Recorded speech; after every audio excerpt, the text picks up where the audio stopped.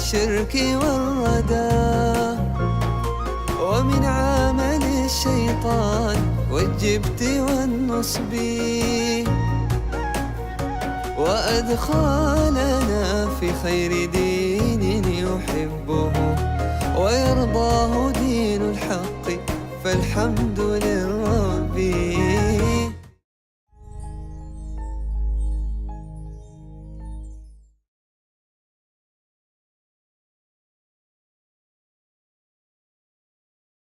من حيائه صلى الله عليه وآله وسلم كان لا يحد النظر في أعين أصحابه، وكان لا يحب أن يجابه الناس بما يكرهون.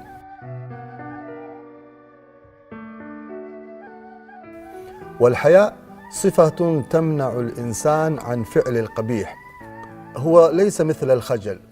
الخجل ضعف في النفس يجعل الإنسان لا يقابل الناس، لا يواجه الناس، سواء كان في خير أو في شر أو في أي أمور الحياة، لكن الحياء يمنعه من فعل القبيح.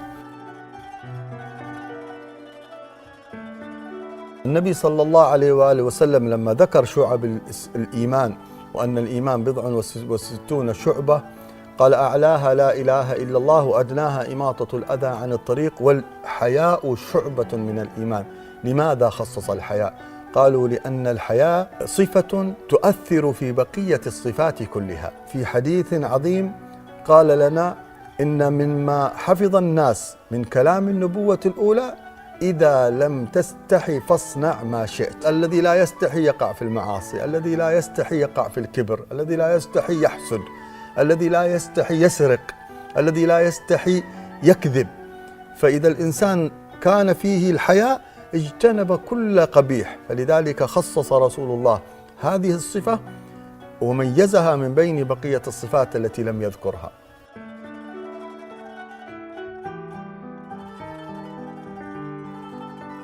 مر النبي صلى الله عليه وسلم فوجد رجلا ينصح أخاه ويعاتبه في الحياء ويقول له: لا تستحي، إن الحياء قد أضر بك، لأن الناس تتصور أحيانا أن الحياء يضر. فقال له النبي صلى الله عليه وسلم: دعه، فإن الحياء من الإيمان.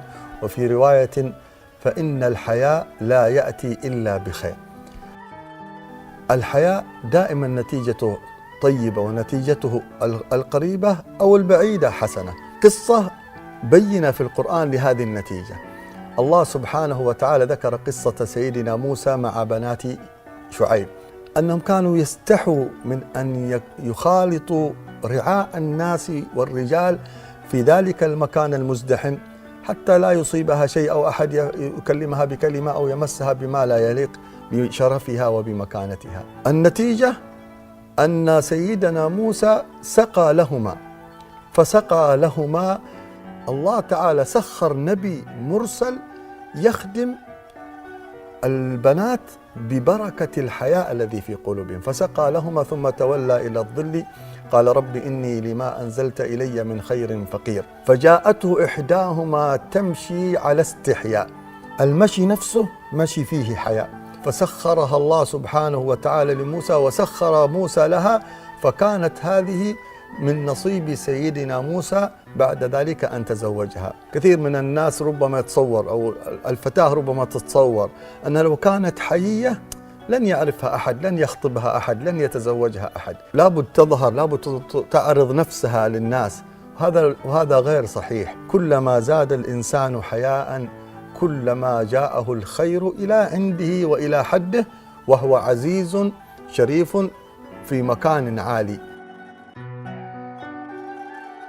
النبي عليه الصلاة والسلام من الجميل أنه كل الصفات الحسنة كانت فيه قمة، ثم الناس الذي حواليه الصحابة، كل صحابي تميز بواحدة من الصفات زيادة، أخذ منها من رسول الله بنصيب أوفر من غيره. سيدنا عثمان كان هو مظهر الحياء، كان هو قالب الحياء. سيدنا عثمان دخل مرة على النبي صلى الله عليه وسلم، كان رسول الله جالس ومعه أبو بكر، معه عمر، وكان مكشوف ثوب إزاره إلى طرف فخذه، فقالوا له: عثمان يستأذن يريد أن يدخل. فلما قالوا عثمان يريد أن يدخل خفض ثوبه حياء من عثمان. قالوا يا رسول الله تستحي من عثمان؟ يعني الغريب أن سيدنا عثمان ألزم لبيت النبي لأنه زوج بنته، فهو مثل ولده وهو يعاشره في بيته، لكن مع ذلك الرسول صلى الله عليه وسلم استحيا منه أكثر من حيائه من أبي بكر وعمر. قالوا تستحي من عثمان يا رسول الله؟ قال ألا أستحي ممن تستحي منه الملائكة؟ من شدة حياء عثمان قابلته الملائكة كذلك بحياء منه.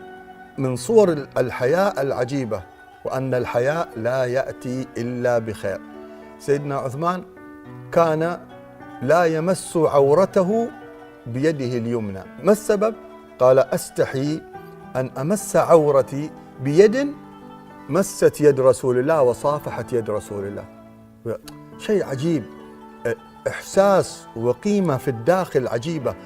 هنا يتميز الإنسان، قيمته في هذه الصفات. قال أنا هذه اليد لمست يد النبي محمد، كيف يمكن أن أمس بها عورتي؟ ففي المقابل ما الذي حصل؟ الحياء لا يأتي إلا بخير. يقول الإنسان الله يعني طيب يحتاج الإنسان أحيانا يمس عورته لحاجة لضرورة، كيف يسوي؟ كيف يعمل؟ النتيجة كبيرة. لما جاء رسول الله في الحديبية يبايع المؤمنين، كان عثمان غير موجود في الحديبية، كان في مكة، انحبس في مكة، فجاءوا يبايعونه، فقال بعد أن بايعوه قال وهذه عن عثمان، فوضع رسول الله يده الأخرى على يده اليمنى وضعها. فلما كان عثمان شديد الحياء في معاملة يده التي مست يد النبي، أكرمه الله تعالى بمقابلة أن كانت يد النبي صلى الله عليه وسلم الحقيقية مكان عثمان ومكان يد عثمان. الحياء لا يأتي إلا بخير. من أحوال رسول الله أنه لم يرى أحد عورته، وأنه عليه الصلاة والسلام كان إذا أراد أن اغتسل وهو ساتر عورته بإزار، حتى ذكر ذلك لبعض الصحابة. قال يا رسول الله من أستحي؟ قال الله أحق أن يستحيا منه. وفي رواية استحوا من الله حق الحياء. قد جاء أن من استحى من الله استحى الله منه، ومن استحى الله منه لم يعذبه أبدا. أخبرنا النبي صلى الله عليه وسلم أن الله حيي كريم. تخيل، الله حيي كريم يستحي إذا رفع العبد إليه يده أن يردها صفرا. هذا المفهوم في المقابلة لو أدركه الإنسان لعرف معنى عظيما من معاني قل إن كنتم تحبون الله فاتبعوني يحببكم الله. سر المقابلة بيننا وبين الله مفتاح لكل خير. رسول أمين هاشمي معظم، وسيد من ياتي ومن مر في الحقب، رحيم براه الله للخلق رحمة، وأرسله داع إلى الفوز والقرب. نبي عظيم خلقه الخلق الذي له عظم الرحمن في سيد كتبه. عليك سلام الله ما حرك الحدا، قلوبا إلى مغناك بالشوق والحب، وصلى